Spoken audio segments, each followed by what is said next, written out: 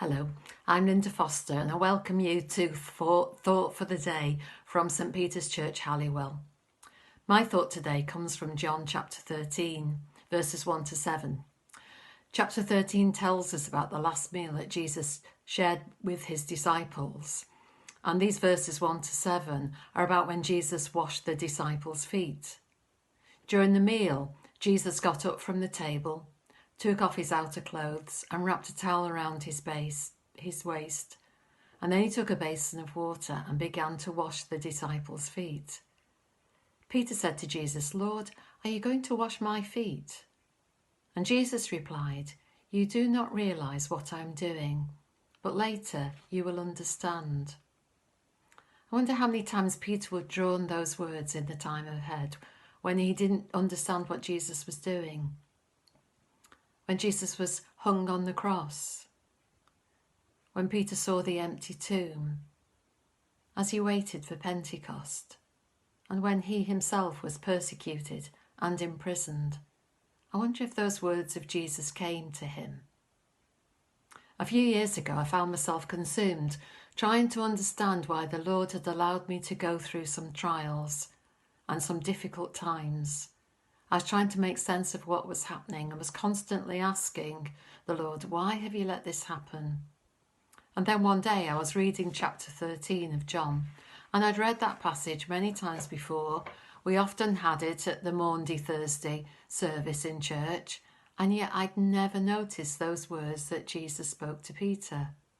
And yet those words seemed so appropriate to how I was feeling at that time, and I took them to heart.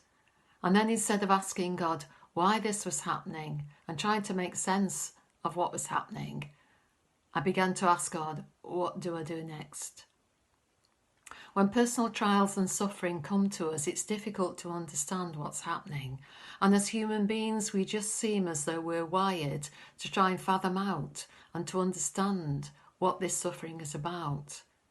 And yet there is absolutely no sense in suffering. As people of faith, when we go through trials and suffering, we're often beset by doubt and fear and insecurity. It's been said that God doesn't give us a bridge over troubled waters, but what he does give us is to show us a way through and to give us his presence as we go forward. The Lord gives us what we need, and he will give us what we need to cope in this coronavirus world that we live in. In his book, Where is God in a Coronavirus World?, John Lennox includes a quote from an article written by C.S. Lewis. The article was written about how Christians should respond to the existence of atomic weapons. John Lennox inserts coronavirus instead of atomic bomb, and so the quote reads, "If we're going to be destroyed by the coronavirus, let that virus, when it comes, find us doing sensible and human things. Praying, working, teaching, reading, listening to music, bathing the children, playing tennis, chatting to our friends over a pint and a game of darts. Not huddled together like frightened sheep and thinking about the virus. They may break our bodies, a microbe can do that, but they need not dominate our minds."